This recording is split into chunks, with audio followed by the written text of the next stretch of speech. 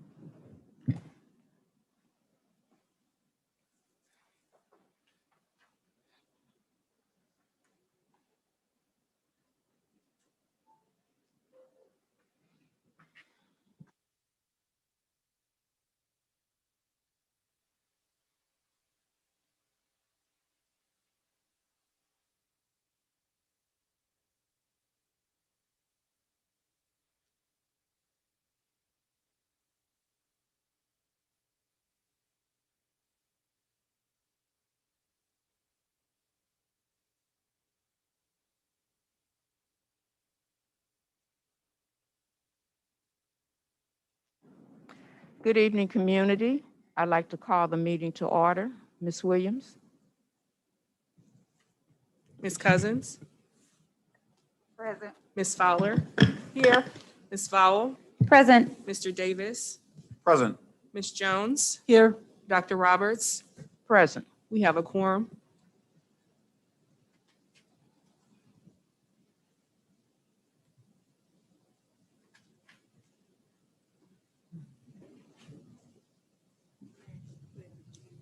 I pledge allegiance to the flag of the United States of America and to the republic for which it stands, one nation, under God, indivisible, with liberty and justice for all.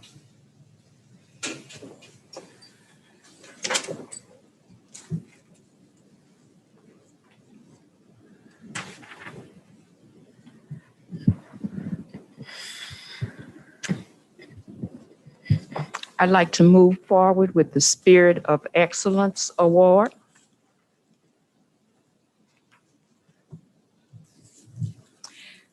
Good evening again, and welcome to our Spirit of Excellence Award segment.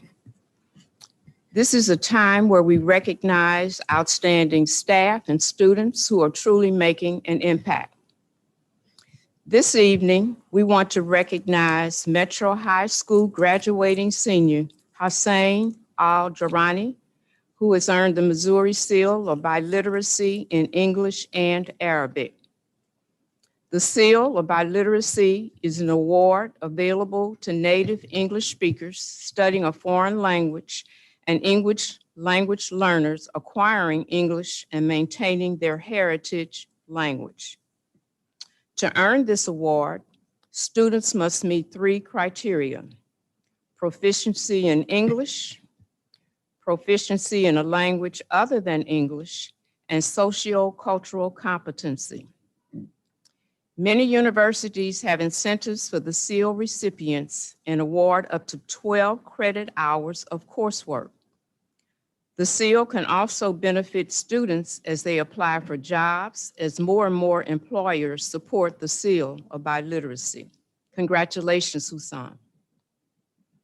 In addition, our district has 2 pathways to biliteracy awards to recognize our younger students working toward biliteracy. This year, 5 pre-K students from Oak Hill earned an Emerging Bilingual Pathway Award.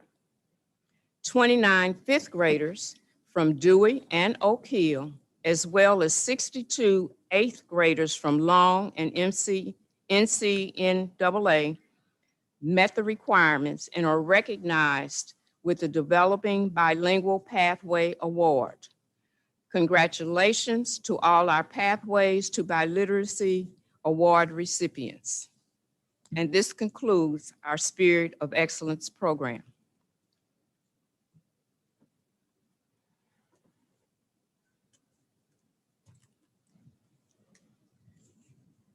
I'd like to move to approve the minutes. I make a motion to approve the minutes. Are there any questions or discussion? I believe there has to be a second, and I'll second.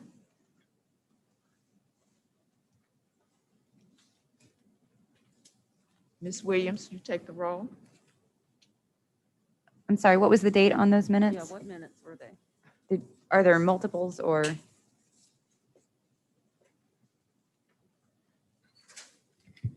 It's not specific. Ms. Williams, are these the minutes? There are no open session minutes to approve. Okay, thank you. Then we'll move to Superintendent Adams' presentation. Good afternoon to the public and to the board. First and foremost, thank you very much. We've moved back to 801. Class C Miller, I want to thank the staff at Class C Miller for accommodating us over the last 3 or 4 or 5 months. Obviously, students are coming back for testing, so we shifted our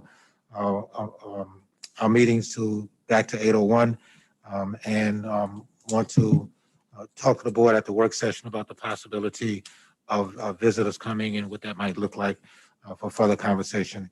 Today, we received some very exciting news. Bush Middle School of Character has been named the 2021 National School of Character, one of only 47 in the nation. National certification is the highest level of distinction bestowed by Character Ed. Educators at these schools model and reinforce the core values of respect and dignity. Students are taught to be honest and trustworthy, to contribute their time and talents to the common good, and when necessary, to show the courage to stand up for what is right. I want to say congratulations to Bush Bobcats and congratulations to Principal Rob Lusher and his team on a great job and a great achievement. Last Friday, we had the opportunity to welcome our Educators of the Year to Central Office for an outdoor red carpet event. The honorees picked up their awards and gifts. Obviously, we could not do that as we've traditionally done in person. Tomorrow evening is a virtual Educator of the Year ceremony at 6 p.m. I want you to tune in on district YouTube page to see our educators as they do the walk. Last week, we're excited to host our first vaccination event for students. Some 96 students were vaccinated. The event was made possible through a partnership with the Urban League and the Missouri National Guard. Please stay tuned for additional vaccination events this summer. Summer learning starts at St. Louis Public Schools on June the 7th and runs through July the 9th. If you would like to take advantage of this learning opportunity for our students, please visit www.slps.org/summer to register.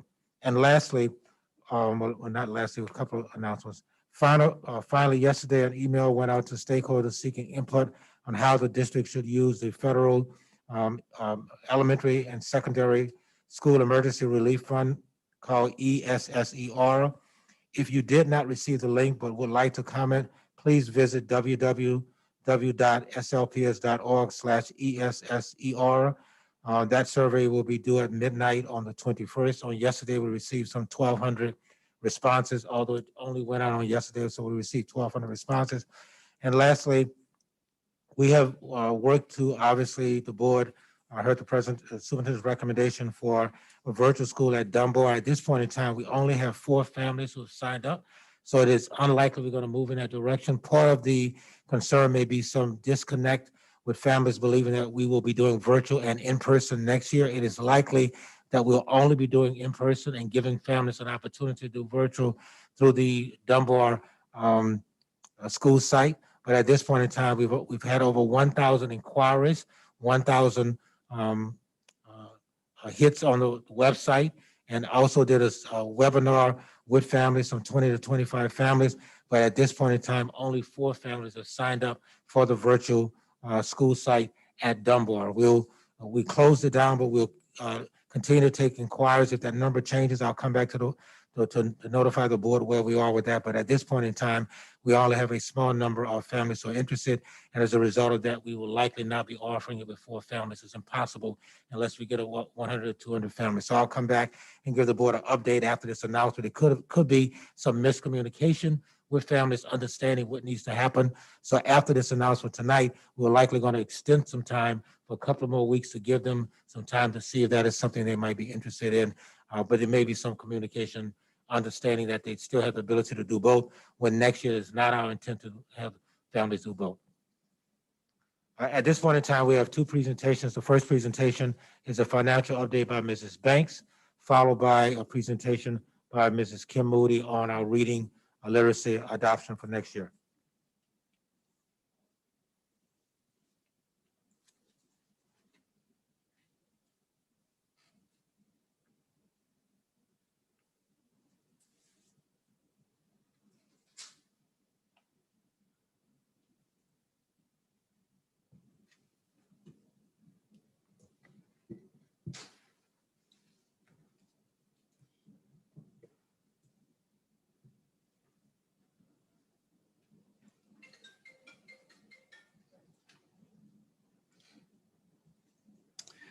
Good evening.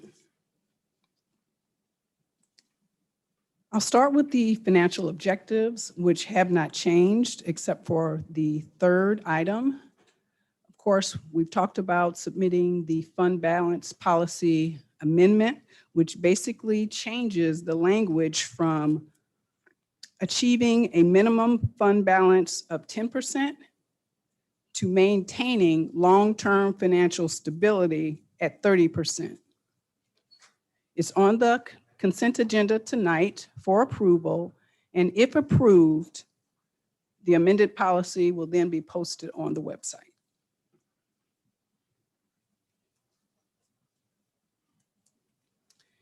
Here is the agenda for the April year-to-date results.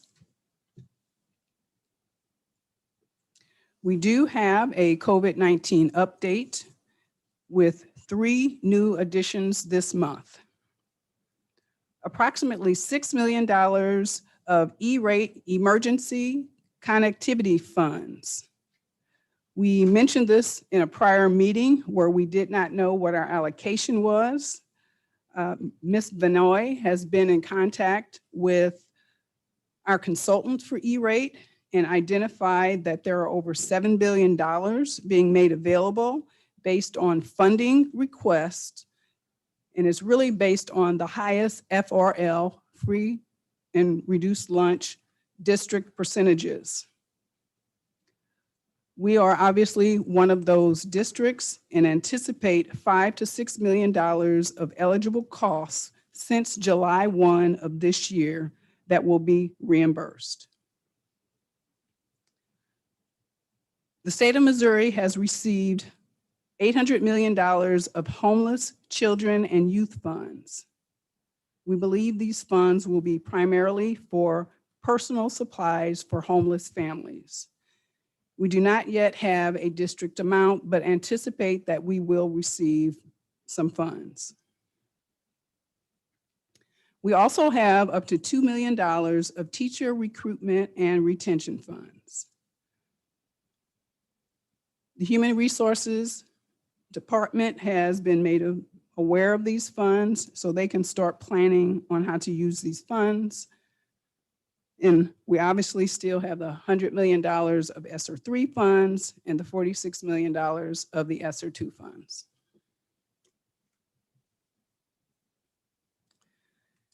The original $10.7 million of CARES funding that we've talked about all year, we've spent $6.2 million or 58% of that allocation to date. We talked about the remainder of these funds would be used to pay for the iPads. However, with the new E-rate funding, we're thinking that we will likely have to make some adjustments in those funding plans to take advantage of the E-rate funds. But we still anticipate fully utilizing this $10.7 million allocation this fiscal year.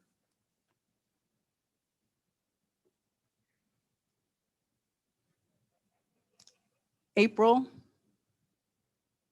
was a strong month for tax revenue, both property taxes and sales taxes.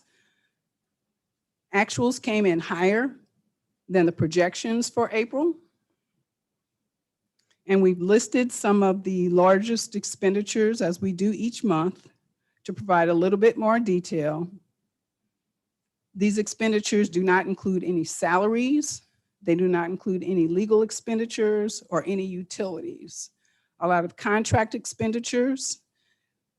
And you should expect to see some of the similar type expenditures for the remainder of the year in May and into June. And again, we do post a quarterly report on the website that identifies all of our expenditures. So if you're looking for which vendors are receiving types of payments, that information is posted on the website.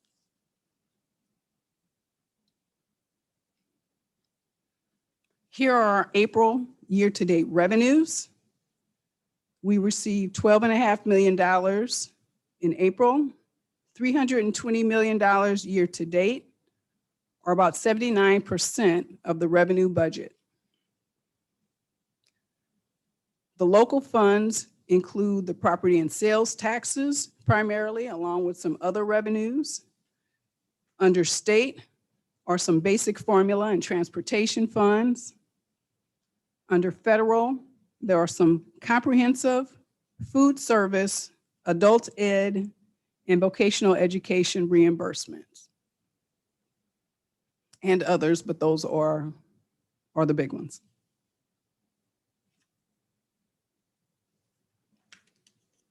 Our April expenditures.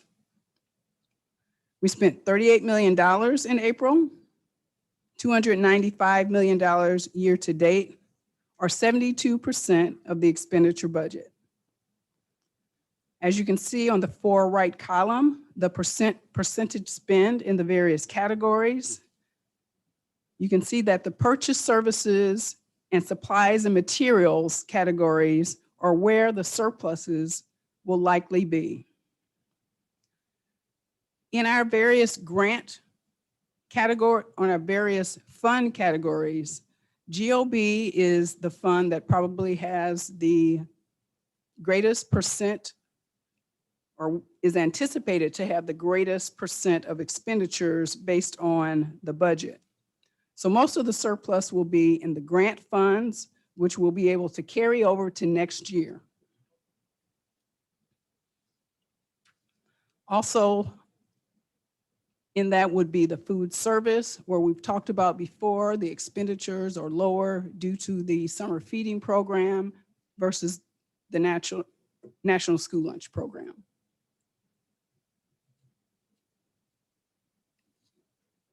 So pretty short and sweet today. The financials continue to look very good this year. We will be watching very closely pending legislation that could have some negative impacts in years coming.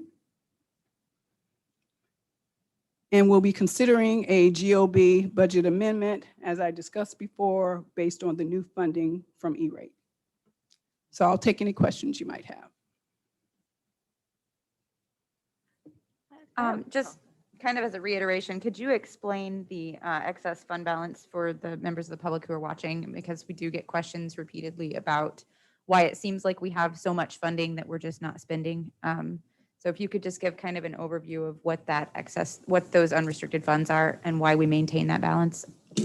Yes. So the fund balance, as we've talked about, is a very important measure of financial stability.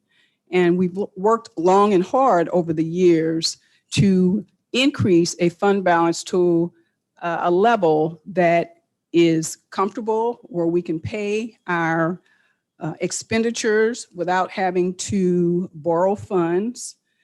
That's obviously one part. In the past, we've had to borrow funds, which we obviously have to pay interest on.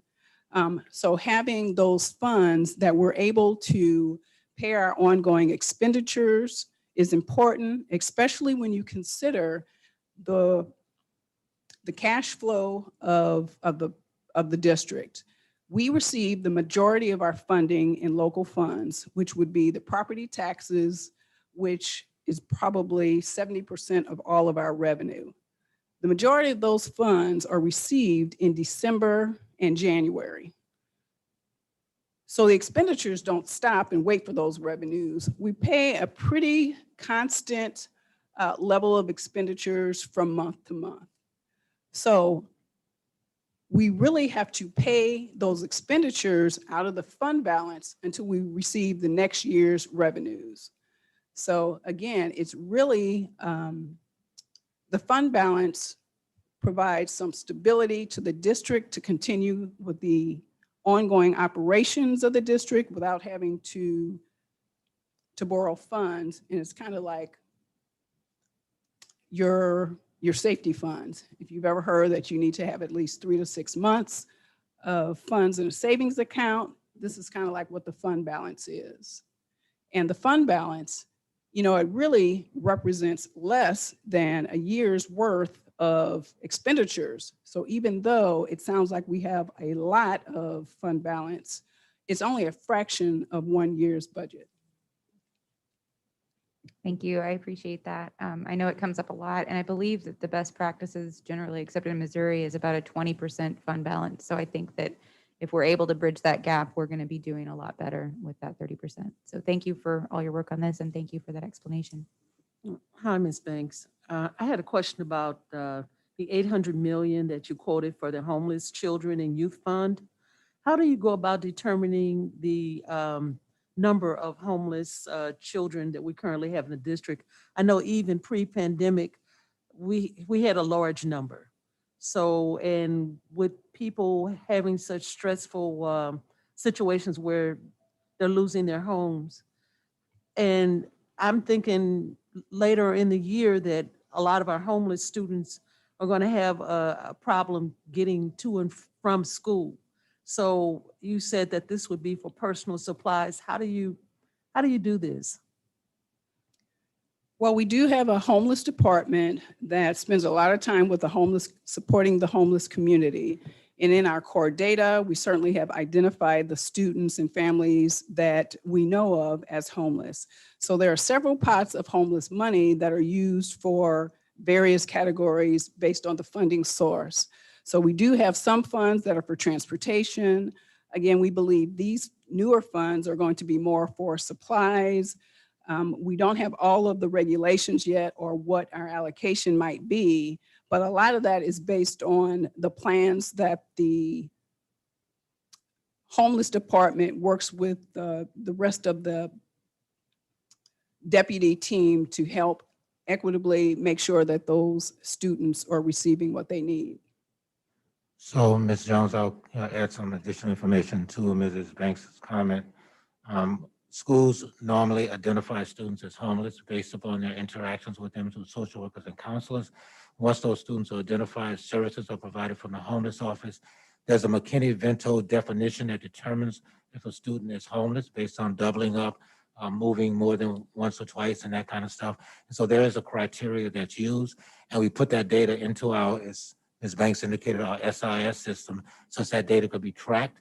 And then those students are provided services, i.e. external partners who provide services, or internally, our team works with them as well, with families to provide rent assistance and other kinds of things. So as we get that information, we use that information to provide services and supplies to students, but it's normally started at the school site through counselors and social workers and administrators who identify kids who might be struggling, who don't attend school on a regular basis. And so there's some triggers that we use to try to identify students who might be identified as homeless, and then put in place a plan to support those students.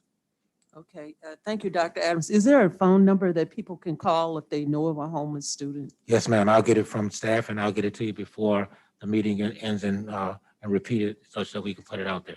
Thank you. You're welcome.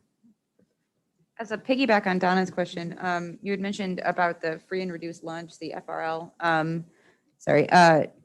How are we calculating that actually, since our whole district is classified? Are we keeping that data internally somehow so that we can address student needs rather than just, the blanket classification as FRL? As of 3 years ago, we are not able to calculate that data. States are not either, because we are a CEP, Community Education Eligibility Program. So we are not calculating that data. We're not collecting that data at all, because they don't have to fill out applications. And so all students obviously are identified as being in that category. Our last data was about 89 to 90%. And I think that was in 2016 and 17. Just had a conversation with staff regarding this, but we are not collecting that data because we don't have the ability to do so. So I guess it would be not legal, or, some sort of privacy violation. We could not collect that data. That is correct. That's why we're not doing it. Is there another way that we could make sure that we're meeting the needs that are probably changing due to pandemic circumstances? I mean, that 80 to 90% could be a little bit higher now. So we're treating all students as if they are free and reduced lunch, and in terms of supplies and materials. So we're not distinguishing kids based upon the qualifier of FRL, free and reduced lunch. So all students are being treated the same as it relates to services and support. So we're not exactly sure then if we're over providing or under providing, or if the students who actually need more are getting it, or is there any sort of indicator, I guess, that the resources that we're putting out are going to the right people who really need them? We have the qualifier of title dollars that really frame that. You want to kind of talk about the financial piece? Yeah, and for the CEP that Dr. Adams spoke about, obviously the whole district is CEP, so all students qualify for free meals. However, there are some other measures, some government measures like, SNAP, I think it's called something different now, that are used to identify particular segments of the community what percentage of families fall within those categories. So we are able to use some other measures to come up with some of those percentages. Thank you. I have a question, a couple things. One, I just want to follow up on the desk, I guess, covers that I asked about, the shields rather, for teachers for next fall. Are we working on that, using the CARES dollars to get some of those things? Yeah, I believe we have, I don't want to say the wrong number, but we have a number that we have ordered that are Okay. already in the warehouse. So if we need to reorder, we will certainly do that, but we do have a stock in the warehouse. Okay. And then the last question, I just want to remind you about, to get the variance explanations from the budget that I had requested last time. There are several variances that I thought probably should be explained, so, Yes. okay, thank you. Ms. Banks, thank you for that report, and I'd like to direct a couple of questions to Dr. Adams. In Ms. Banks' report, she mentioned $2 million of CARES dollars to HR, and that they would determine how that money should be spent. It is my hope that we will establish some kind of goals before we start expending money. And so when you have the opportunity to work with your staff to do that, if you could get that to the board. The second question is in regards to the feedback that we're getting from the community around the ESSER dollars. And you mentioned that we had over 1,200 or so. And so is there a plan for to categorize those questions going forth so that we can indeed use them as a part of the transformation plan? Yes, ma'am. I'll take the first question first, which regarding, we were just notified, I want to say yesterday or the day before, regarding the $2 million. There are there's a criteria. We have not received the criteria from DESI relative to how those funds can be used. What we received is incentives and recruitment, but they're not outlining what that means. Once we get the criteria, obviously we'll come to the board. The board will have to approve how the funds are going to be accepted. And so you will get, and the public will also get what we are planning to do. We don't know if those dollars have to be used over a 6-month period, a year period. So you will get some clarity regarding that. As it relates to the ESSER dollars, yes, we are collecting information based upon who's filling out the information, whether it's a parent, a board member, teacher, staff. You will also get, after the 21st, I can't say immediately after the 21st, you'll get a report about what the data says. What are some of the outliers? What are some of the things that persons are indicating? Obviously, we will categorize that based upon the priorities that are listed by the community. But yes, the board will receive something likely at the June meeting, maybe at the work session, depending upon how fast we are able to dissect the data and put it in categories. But the board will get a report in June on both of those two things. Thank you. I have a question. Oh. I have a question in reference to the PPP equipment. I heard Ms. Fowler talking in reference to the shields, but are we doing furniture for, does that include like the new furniture or whatever desks for our students? I did have a chance to go to some of the schools and a lot of the furniture is kind of outdated for our students. Can these dollars be utilized for equipment like that? They can, and I know that we have in the budget for next year, the purchase, I believe it was $1 million put in the budget for school furniture upgrades.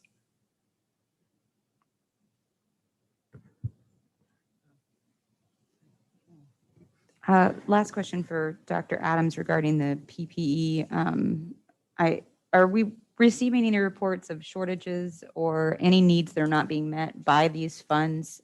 Or do all of our schools and every single classroom have everything they need as far as you know? At this point in time, as you might remember, we only have about 40 to 50% of kids coming on a regular basis. Right now, everyone is coming back in waves to take the MAP assessment and STAR assessment. We have about 12 days before school ends, and we will likely put supplies in place again for summer school. We are anticipating about 6,000 to 7,000 students for summer school. At this point in time, to answer your question, we don't have any outstanding issues. As Ms. Banks indicated, we have a ton of supplies in the warehouse because kids were not in play for the entire year in every single building.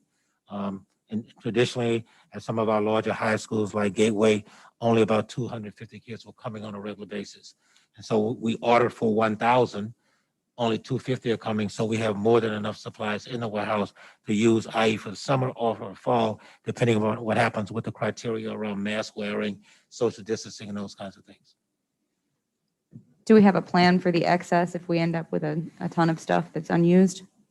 Not today, we do not. I think we will be likely using all of it, quite frankly, but we don't at this point in time. Obviously, the CDC guidelines would tell us what we can do in terms of 3 feet, 6 feet mask wearing. It is possible, quite frankly, Board, that we have stuff in the warehouse that we don't use right now, and we can use at a later time for some other purposes. But at this point in time, we have not come up with a plan if we're not using everything right now. Thank you. Dr. Adams, this question is about the ESSER fund survey. And I wanted to know, how are we surveying the students? Students have individual email addresses as well. It is my understanding that it goes to everyone, parents, students, and everyone at this point in time. We will likely, as kids are coming back to school, get some feedback from them as well. But at this point in time, we have sent it out to everybody that has an email address from us, and students have individual email addresses as well. So when you divide it into categories, there'll be a category that indicates that these surveys are from students? Yes, as well? ma'am. Before you can fill it out, you have to check what category you're in. Okay, Yes, ma'am. all right, thank you. And just to follow up on what Donna's question, does that include the broader community? Everyone that we have an email address on right now, and we put it out on our website as well. And so we will be putting out some publicity as well for persons who can go online and fill it out. Right now, it's only online. We don't have a paper copy right now, it's online. So how do persons who don't have that we don't have an email address for have an opportunity to participate? Because it's a community-wide initiative. I'll get you a response by tomorrow. I'm not sure, to be honest with you, what the publicity officers are doing relative to that. We put it out Monday online. I don't know what to follow up right now regarding persons in person. But I'll get you a response. As to how the broader community can participate. Without it being virtual, yes, ma'am. Without it being virtual, because the broader community, they can go online at the www, as I indicated, Okay. and click in and do so. But what you're asking for is there a paper process for them to do it some other way other than them having internet access?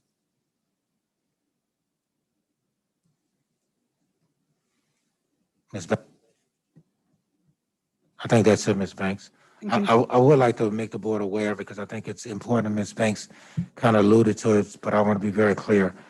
Because we are receiving these additional stimulus dollars that we were not planning for, did not know were coming, i.e. the $2 million I indicated about recruitment, the $5 or $6 million on E-rate, and we anticipate homeless dollars as well. I will have to come back to the board to do an amendment. And that will likely have to take place quickly. So I want the board to be aware, if I come back to the board because we're moving dollars around, we're moving dollars out of one pot that we thought we were going to use them in. Now we're getting some reimbursement dollars. So we'll be moving some things around over the next 30, 60, 90 days. And I want the board to be aware that I will have to come back to do that, but I don't want the board to be surprised about what we have to do as it relates to that, because we built the budget based upon what our projections were. And we were spending dollars based upon what we had labeled as budgeted items or revenue, but now some of that is shifting and changing. So we will have to come back to the board. I anticipate, Ms. Banks, in August or September, or maybe early in July, but likely August and September, after our audits are done and those kinds of things, to move some things around.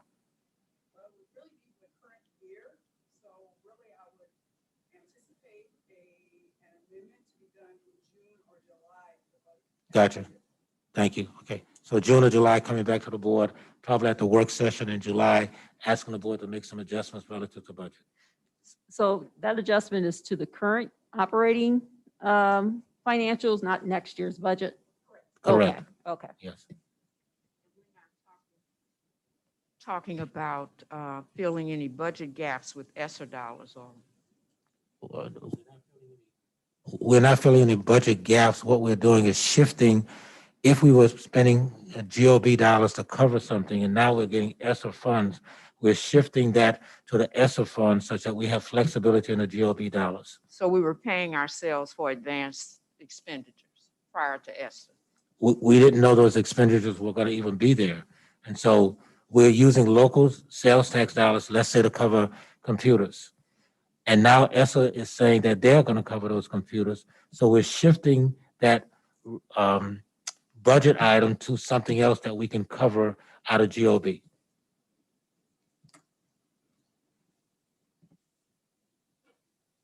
Dr. Adams, before we proceed, if you would allow me to take a point of privilege. Yes. I overlooked the public comment section, and I'd like to read that for the community.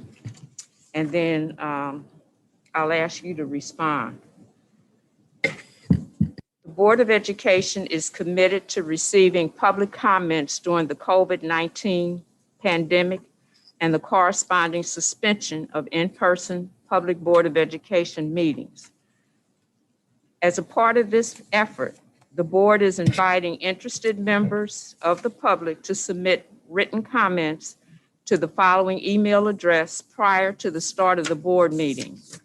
And that email address is slpsinfo@slps.org.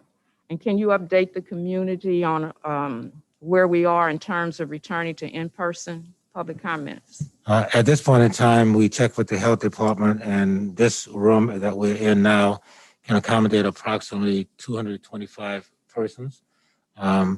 They will only allow us at this point in time, based on the square footage and the 6 feet of distancing, to do no more than 28 people in this room. That includes the board as well as all of the persons you see standing around. So at this point in time, until something changes with the health department, I would not be recommending that we have in person because they have not approved anything past 28 to 30 persons in this space. And we got that word today.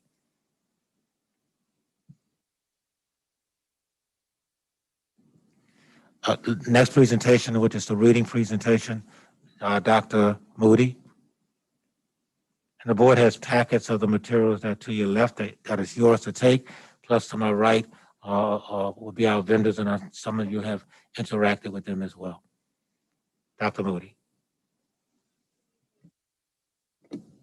Thank you so much. The English Language Arts textbook adoption is for literacy resources to support instruction in reading and writing for St. Louis Public School students. We're going to cover a few agenda items this evening, including the why behind this, data comparison from our pilot, cost savings, assessment, professional development, and next steps. So let's start with the why. The transformation plan goal around reading indicates that by the end of each school year, 80% of students will demonstrate a minimum of 1 year's growth in reading. And by the end of the school year, 80% of third graders will be reading on grade level.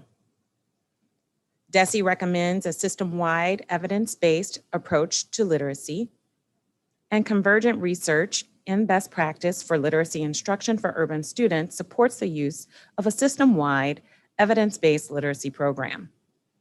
The SLPS reading plan recommends the following: equitable access to rigorous literacy, instruction and materials, implementation of a scientific and systematic approach to teaching literacy, development of a coherent understanding of how to teach and assess literacy, standards-based ELA curriculum and aligned assessments. SLPS has a board-approved 5-year textbook adoption cycle. There has been no formal ELA textbook adoption since 2009. In 2015, SLPS began to use Engage New York resources for ELA instruction.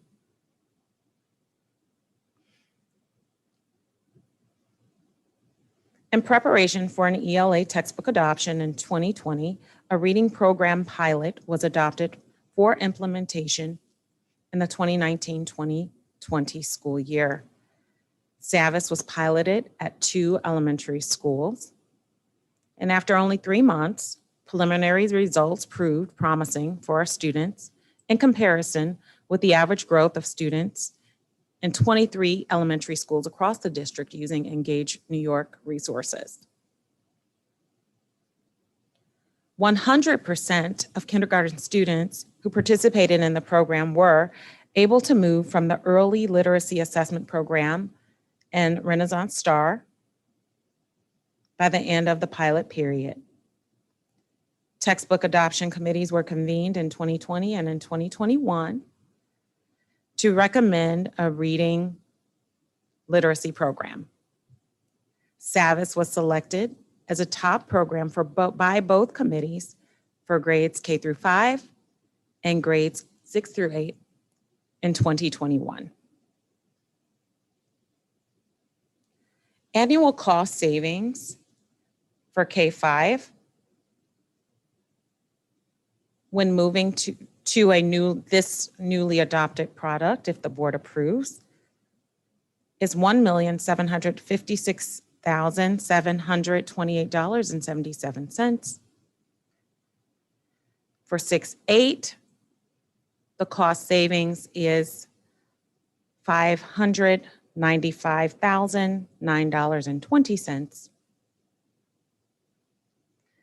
with a net cost savings, annual cost savings of $2,351,737.97.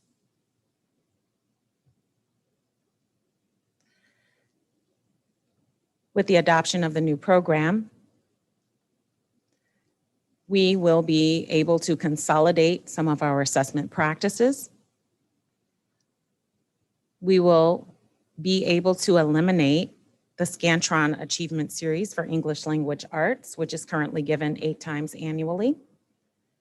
The STAR Benchmark Assessment, which is currently given up to 10 times annually. Teacher-created assessments will be optional.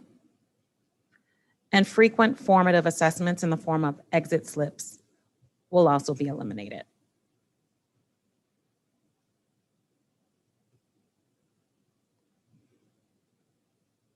Professional development through the Savis program is extensive, including program activation for staff and leaders, ongoing training and support, customer support and technical training and support, and training on the Outcomes Insight tool. There have also been additional professional development support days negotiated, up to 70. What you don't see represented here is, if the board approves, we will have access to professional learning experiences for parents as well through parents.savis.com. That will be available for families. They will be able to log in for resources, a parent user guide, how-to videos, tips for parents to engage students at home. And each unit, in my view and my perspectives, has a home connection digital newsletter that goes home to parents and families with each unit 6 to 8 times a year. And if the board approves this item, we also intend to connect with our Parent Action Committee to provide live virtual events for families to learn more about the program.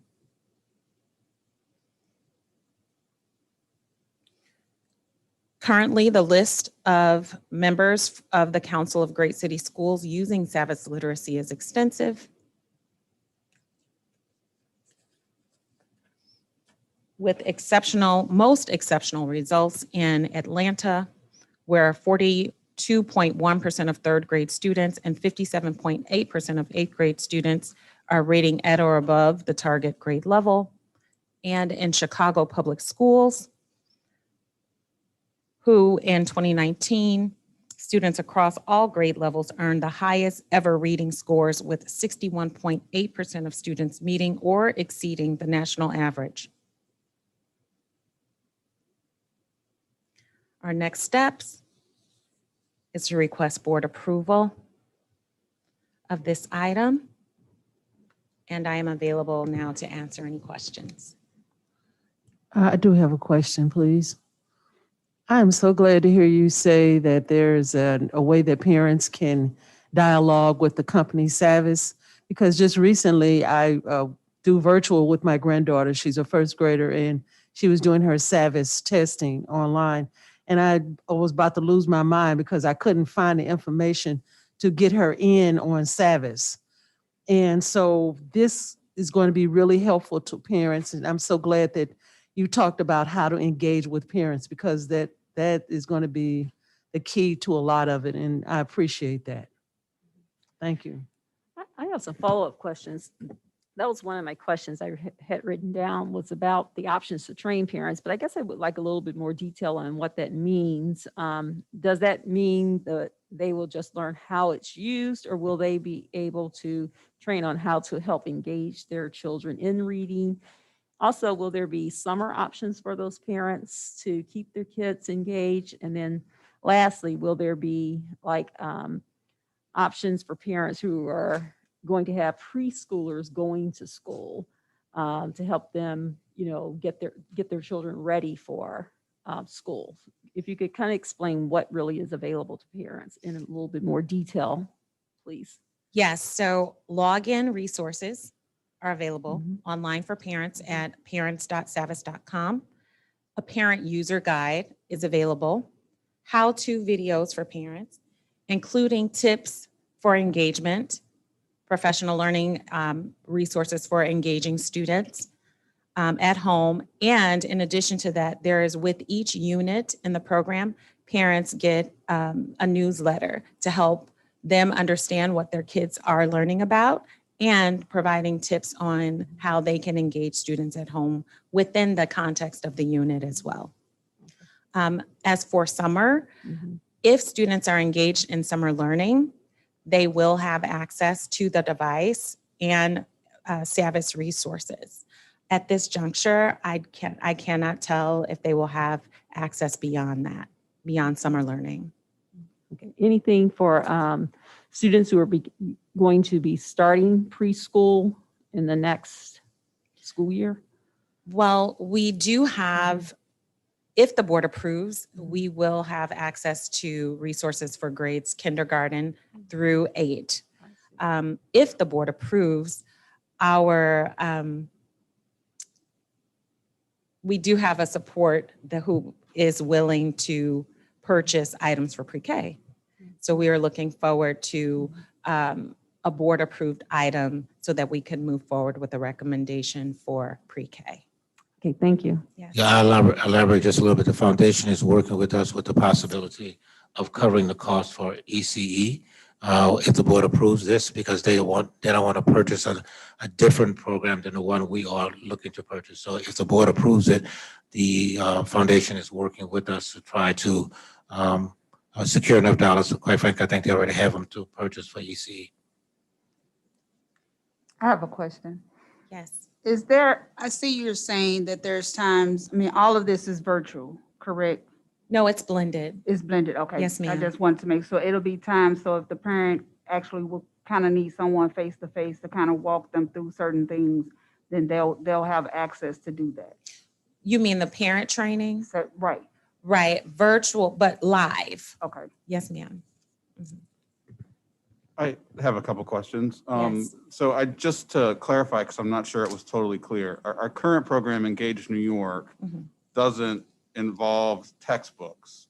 It's stuff that teachers are printing out and giving to the students. Yes, sir. And the new program is textbooks, and every student is going to get a textbook at the beginning of the year that they keep throughout the year.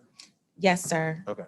And that's a big change in my opinion, so. It I'd like is to a big highlight that. change, and it is, the textbook is consumable. Mhm. So students will be able to write in that textbook and take it home and keep it in, they replenish it each year for the number of students we have in our district. And my other question's around professional development in terms of the introduction to the program. Mhm. Is that professional development in addition to professional development we otherwise would do, or is this replacing some professional development? This is in addition. So we have the opportunity to, and I believe this is unprecedented, to, if the board approves, offer professional learning experiences for teachers to engage with this product before the close of the school year.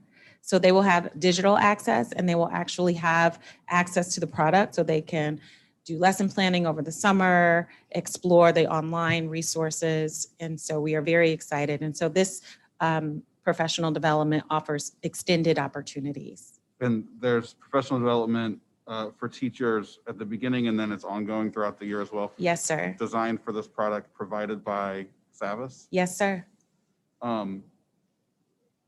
My other question, again, because I think you went quickly over it. So you talked about the assessments that we're getting, that we're eliminating. Yes. But what assessments are going to remain? The assessments that are going to remain are our MAP practice. This is an annual assessment, but it is optional. And so most of our schools still choose to implement this assessment. The Scantron Performance Series, that's given twice annually. The STAR Reading Assessment, and that's given 3 times annually. These assessments are going to be replaced by assessments that are embedded into the product. So no longer will teachers and students have to shift the process or move to a different space to engage in the assessment. So there'll be frequent formative assessments embedded into the product and real-time data for teachers to use in lesson planning and differentiation of instruction. So it'll be aligned to the textbook that they're actually reading. Rather Absolutely. Than, okay. My other question is in these materials that we're providing, how does it provide teachers an ability to sort of meet the students where they are?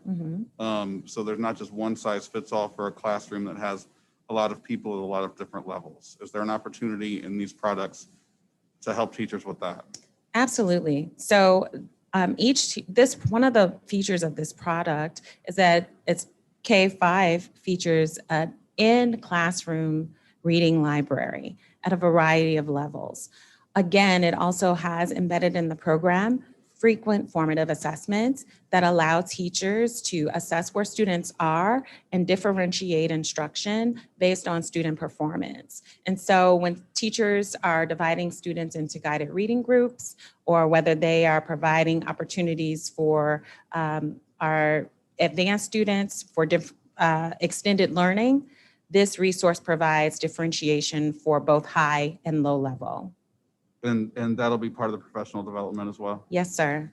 One last question. Sure. And in terms of classrooms where they're on an accelerated program, like in the gifted schools, so like would a 5th grade be using the 6th grade unit? Is that the plan? Currently, that is our practice. Okay. Yes. Thank you. You're welcome. I have one other question. Yes. You gave the data or the comparison to show this particular program in other states like Atlanta and the other schools that were actually using this. What was the time frame, or how long had this program actually been implemented in Atlanta to really be able to see the impact? So that was based on my own personal research. Okay. And that information was not available to me at the time, but I will continue to investigate. Okay. How did you, I've been having trouble coming up with your saving, how you came up with your cost savings. How was that? How were those computations made? They were based on, so you will see the breakdown, that item that says annual expenditures no longer needed due to adoption. All right. So these are annual expenditures. I'm looking at 6-8 cost savings. I'll go up. I see K5 up there. So I'll go to K5. We have copies at RICO, 3 to 5 replacement trade books. Okay. Replacement of Making, Meaning, and Being a Writer, print and digital access, and Zahner Blozer handwriting books per year.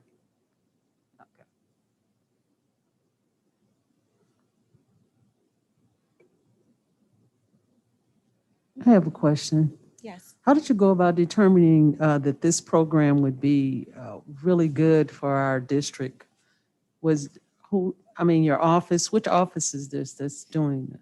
This is the Office of Curriculum and Instruction, Mhm. and we recruited teachers, parents, school leaders, network superintendents, and students to participate in our adoption committee and went through the board-approved adoption process.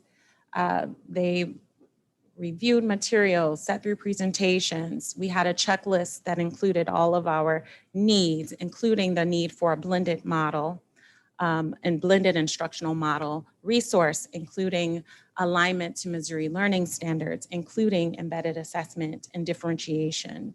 And SAVIS happened to meet all of our criteria. It is also highly rated in ed reports. And so after this rigorous adoption process, and even more rigorous questioning process from our superintendent, we moved forward with it. There were lots and lots of questions around cost and accessibility, meeting standards-based expectations, and accessibility to blended learning. So you currently have a committee in your office that's working together to make sure this program is successful?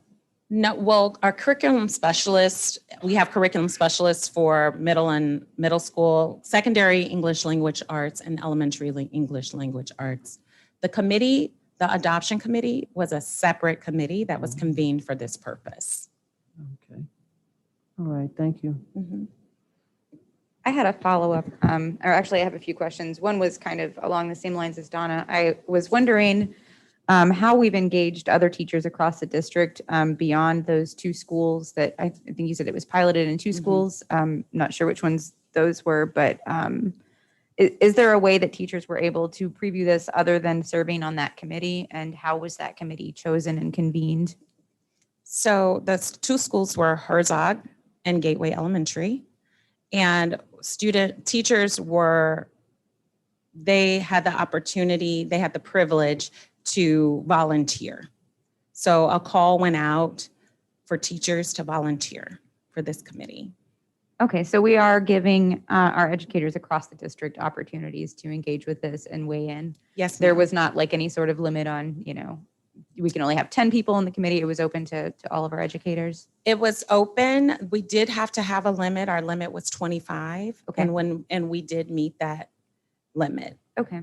And I want to also clarify that we also had teachers available to come review the materials because we had them upstairs for a month or however period of time. So any teacher, any employee could come and look at the materials and peruse it and ask questions outside of the committee as well. And they are still available for review. So how did we collect feedback if educators had, come and looked at the materials and reviewed them? Was there any sort of data gathering around, how they felt about that or any questions they had? Or is it kind of, are we kind of going to try it and see how they feel after a semester or two, or just? No. I want to make sure that we're including our educators in this decision, that we're going to tell them this is what you need to teach. Because I don't know Absolutely. anything about this, and I feel like that's, absolutely. they're So- my experts there. Absolutely. And so we do collect the qualitative data feedback when teachers review the materials. They are escorted by our curriculum specialists who record their feedback. So far, the feedback has been generally positive.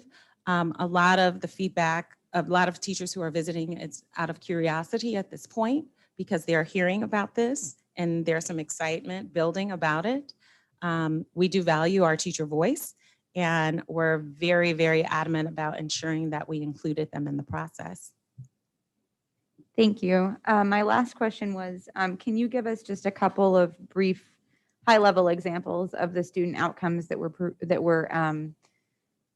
proven in the pilot programs at Herzog and Gateway? Sure. So our kindergarten students had 7-month increase versus, our kindergarten students in SAVIS had a 7-month increase versus kindergarten students who were using our alternative resource who were not able to move to the STAR assessment. First grade students had an 8-month increase, and this is only in 3 months. This is only after 3 months of engaging. No further testing was able to take place because of the pandemic. But this was only after 3 months of engaging with the resource that they had an 8-month increase. Second grade students had 1 year and 8-month increase. Third grade students had 9-month increase. Fourth grade students had a 5-month increase. And fifth grade students had a 3-month increase. And what test was given for these? STAR. Was the STAR assessment? Okay. Yes, ma'am. Thank you very much. I appreciate that. And I appreciate all your work on this. Awesome. Thank Thank you. you. Will Dr. the Moody. results be on, I'm sorry. Will the results be made available to the public? Per district protocol. So whatever our protocol for sharing student assessment data is, we will continue to stick to that. Yes, ma'am. Just a few quick questions. You mentioned that the books were consumable. Yes, ma'am. And so is there a replacement cost No, for ma'am. that, or it's built in? It's built in And for how long? for 6 years. For 6 years. Okay. We talked early on about creating an individual reading plan, Dr. Yes. Adams. Yes, ma'am. And so does this new material provide opportunity for a pretest that would serve as the baseline on that intervention plan? And so that kids can monitor their progress as well as their parents? STAR has been our go-to assessment. I would think that we will continue to use STAR. There are a couple of reasons why. It doesn't mean that we can't use the assessments that are built in, but STAR will likely be our go-to assessment for that. Just to note, as Dr. Moody has indicated, we had some real rigorous conversations regarding this over multiple weeks. And we feel comfortable that we will be able to align this to our IRA, our individual reading plan. We also did meet with Bridge to Hope last week. They have some ideas that we're looking at as well to see how what they are bringing to the table might align with what we're doing and the new reading series as well. And we're still waiting because there's a bill at the legislative session in Jefferson City that may be requiring districts to do something relative to an individual reading plan. Don't have enough about it at this point in time, but we think there might be some bill that comes that all districts have to follow. So we are still planning the individual reading plan. We're waiting to determine what might happen in Jeff City to see what kind of tweaks might need to be made at the district level. But yes, to answer your question is yes. And a follow-up question is, how do we embed this across staff in terms of every staff person have an opportunity to be exposed to this? And we're not just doing this for reading teachers. So that's a really excellent question. We talked about that as well. This is going to be aligned to the teachers who are teaching literacy or reading, the textbook, because they have their own textbooks. The question really becomes, how do we make sure that every teacher is a reading teacher and engage this community in that conversation? And so that is what we're still working to see happen. And I suspect in July, once we finalize the selection of a deputy superintendent of academics, we will come back to the board with what the recommendation might be. But it is on our radar, it's something we're discussing, and it will be something we present to the board.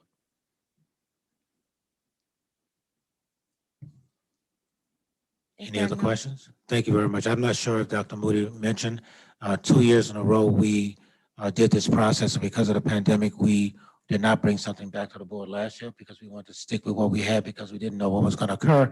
And so 2 years in a row, this particular vendor finished number one with a different committee for 2 different years. So I just wanted to note that. And I am a member of the curriculum committee, so I've been listening to the discussion. I've also visited schools where they were interacting with the vendor, and so the sharing out among staff members is present, and they're always inviting others to join. That covers our presentations for tonight, Dr. Roberts, and we can move to consent agenda with your permission. I'd like to move to the consent agenda and present it and seek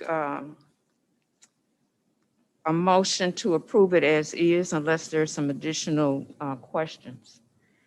I just want to make sure I understand 5/11/2101 for So sure. do you want to pull that? And It's just a simple question. I don't have any Okay. other questions on them, so I'm not sure if we need to pull it. Right.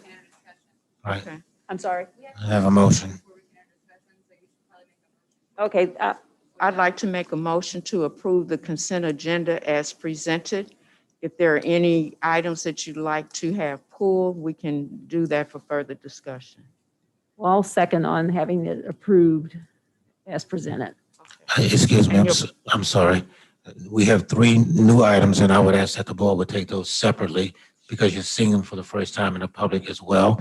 And that would be 44, 45, and 46. Still want you to approve them, but to take them individually separately because they're brand new items that the board is seeing for the very first time. Thank you. Regina, your question. I think I have to retract my my motion because it has to be changed now That's for correct. 44, 45, and That's right. 46. So I'd say I make a motion to approve the consent agenda items 05/11/2101 through 05/11/21 43. Thank you so much. I retracting. retract my motion as well, Okay, Regina. great, okay. Thank you. So I'd like to make a new motion that we approve the consent agenda items 05/11/2101 through 05/11/21 43. Second. Now I have a question. Oh, are we ready for questions? Okay, now I have a question. I just want to make sure that this particular rewording doesn't include the clause from 10%, 5%, and 3% respectively. It ends where the quote is. The ending quote. So, yes, ma'am. Excellent question. This particular policy will be obviously looked at by legal, and they will craft the language that needs to be. The board is approving it, and legal will frame what needs to happen, and then we sign off on it from that point. Okay, that's fine with me. I just wanted to make sure it's going to be worded Yes, ma'am. appropriately. I have no further questions. I do want to indicate, and I thank Mr. Davis for providing some questions to me on yesterday. I want the board to be aware that the items that reference Blackboard and items that reference the Tyler, we will be surveying families to find out their perspective of those 2 particular items specifically, and coming back to the board with some feedback once we get those surveys. I think he has some very excellent questions relative to that. And I kind of want to note that and make the board aware that we will be doing some surveys prior to moving forward with the second iteration of Blackboard, as well as looking at Tyler for the following year.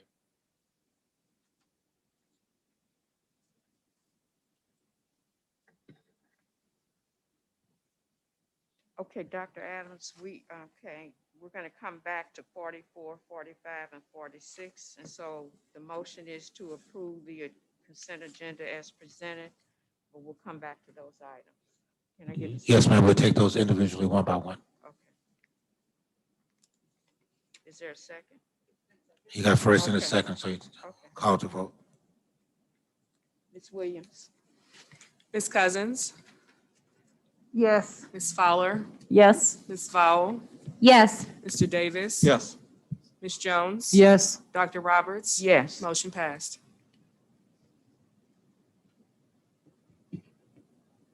I move that we approve 5/11/21 to approve new textbooks from Savvis Learning Company. Second.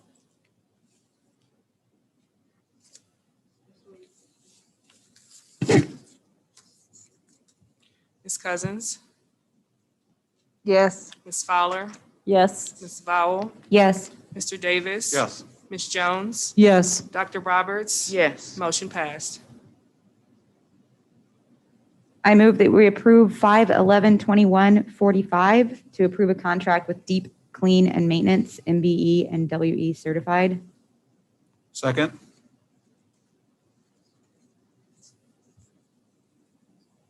Ms. Williams? The vote.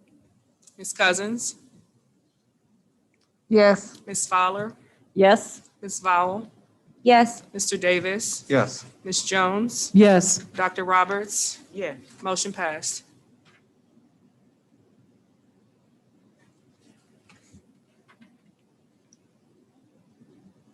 46 is the last one.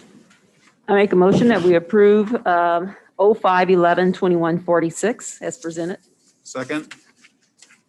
Ms. Williams? Ms. Cousins, Yes. Ms. Fowler, Yes. Ms. Vowell, Abstain?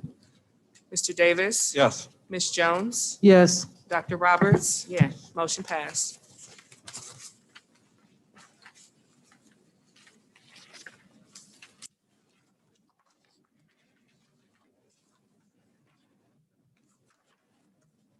Okay, we're on to board member reports.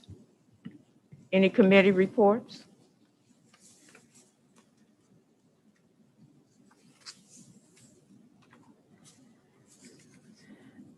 Just to let everybody know, I attended, I went to Jefferson City with the pension retirement system board today. And at some point, we'll probably have to discuss some of their ideas.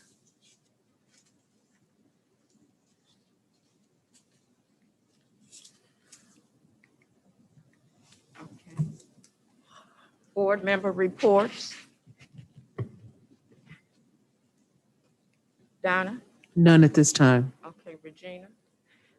In addition to what I just said about the pension committee, I just want to make the aware, and I know we're all aware because of the legislative update that we had, was given last week, I believe it was. I just want us to make, as a board, come up with how we're going to deal with things that we hear legislation that we hear that's going to affect our district. The two things that, one is on the governor's desk, and the other item, we really have to be probably a little bit more attentive and proactive in, or vigilant, I would say, in dealing with the legislation that's going forth, because those things are going to affect our district in ways that we certainly think will hurt us. I think I may have one more. If you give me a minute, I want to look at my notes right quick.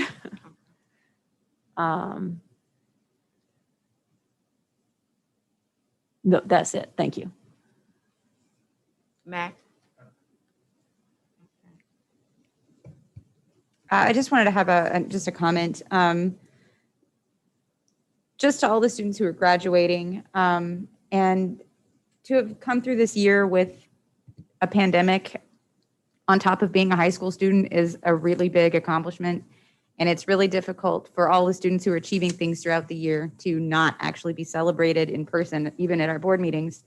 To see that happen, a big moment for you happen virtually. Congratulations for making it through, really. And it's hard to miss those things. So I just wanted to say solidarity to you guys, and you're reaching the end of a big year. So congratulations to all of our students, graduating or not. Antoinette? I just want to recognize and thank the administrators and the teachers. This has been a hard year for everybody. Specifically, I know it's been harder for our teachers trying to deal and navigate through this pandemic. So I want to make sure that you all know that we see you and we appreciate everything that you've been doing. Thank you. I'm going to give a report. Please bear with me. It's lengthy, but I think it sets the stage for what this board will do moving forward. I want to begin by formally thanking the members of this board for electing me to serve as your chair.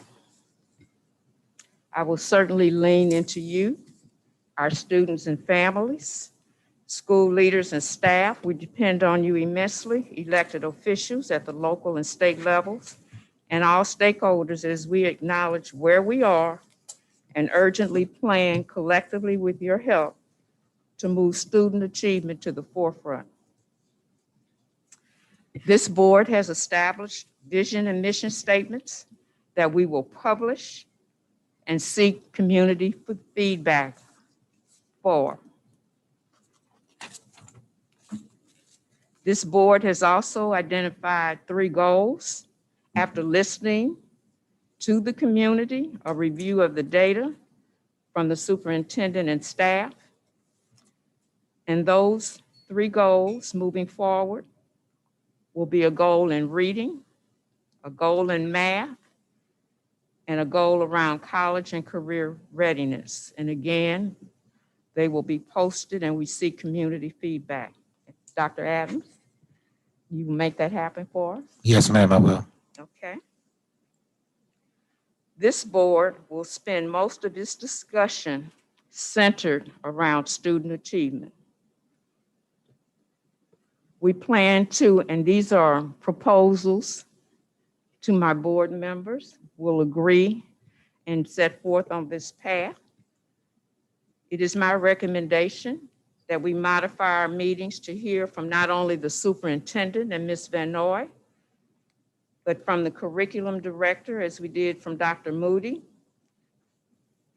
around professional development, innovative initiatives that are going on in the district that we can replicate. We want to hear how the transformation plan will incorporate the goals that I've just identified. We want to, and the reason for that is that it's vital that we understand what our students know and are able to do. This board is moving forward with adding student voice to our board. And again, if there's any board member who wants to assist Dr. Adams in that process, please feel free to step in. I am recommending to the board that we proceed with audits of curriculum, HR, and our current board policies.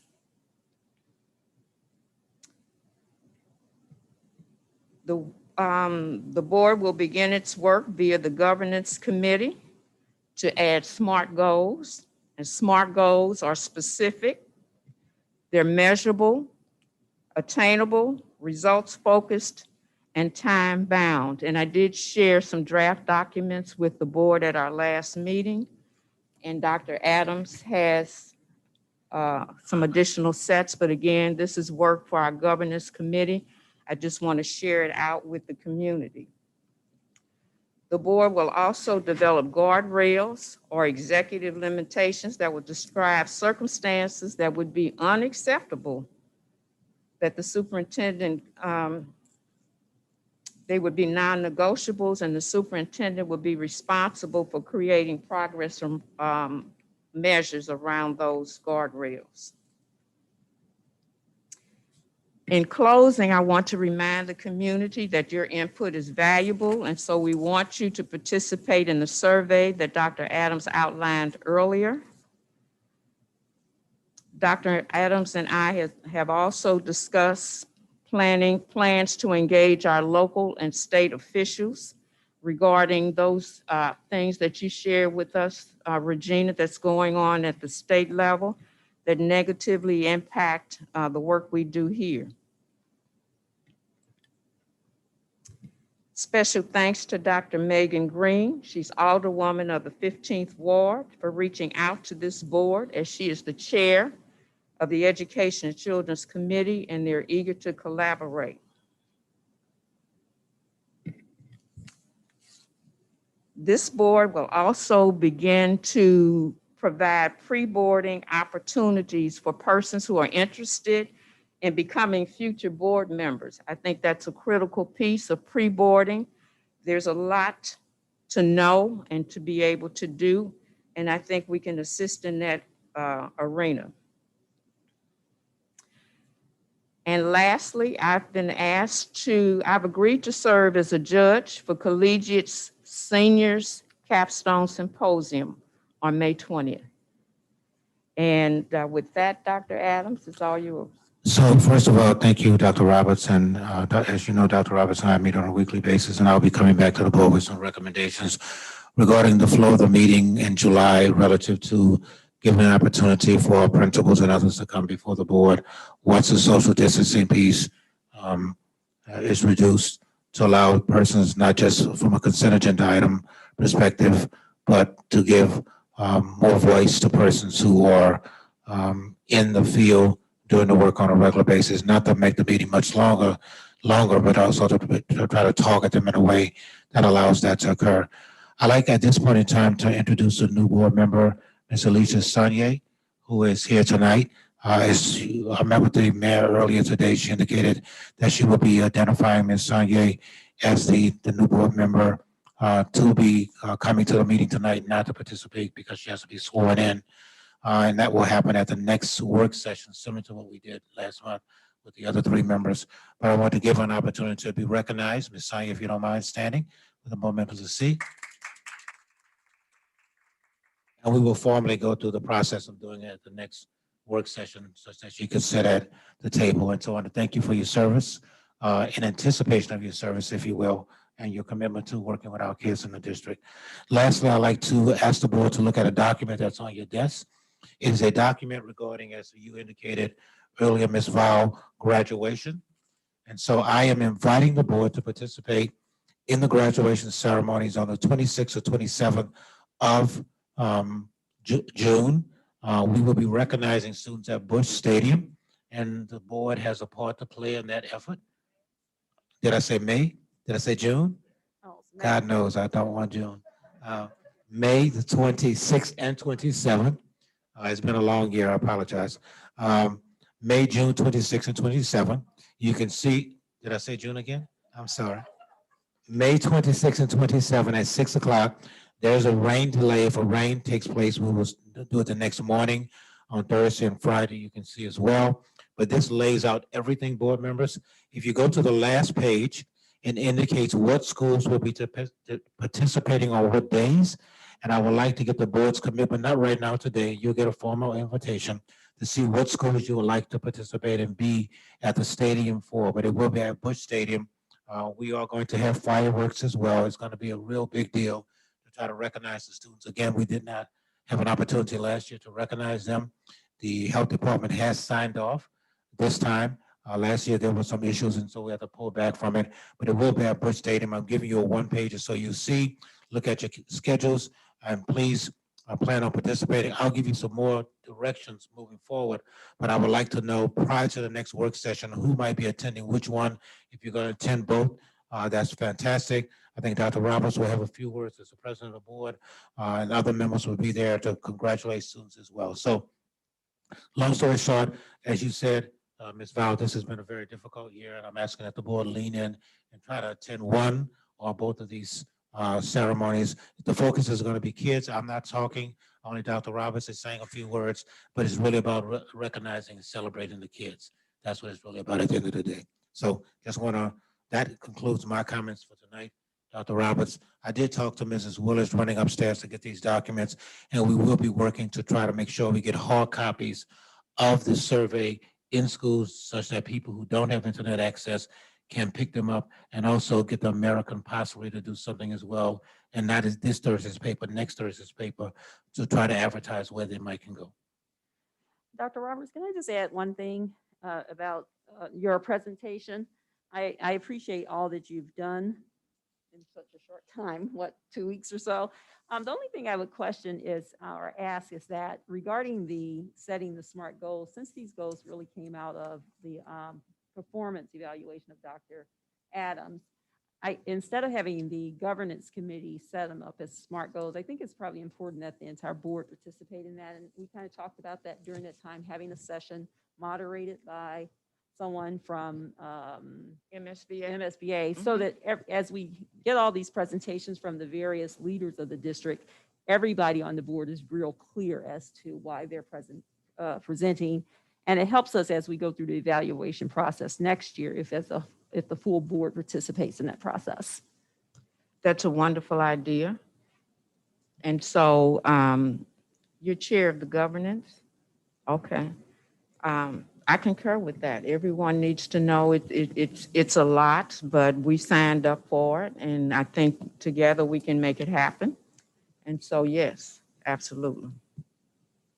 And we're not doing this absent Dr. Adams. It's not something we're doing to him. It's in collaboration with him. And so when we meet tomorrow, we can talk about getting MSBA to facilitate the process. We'll Thank do you. I the appreciate it. preliminary work. Okay. Okay.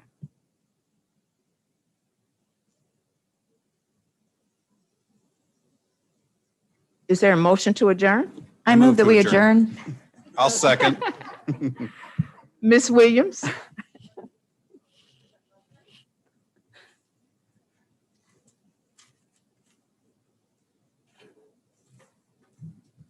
Ms. Cousins, Yes. Ms. Fowler, Yes. Ms. Val, Yes. Mr. Davis. Yes.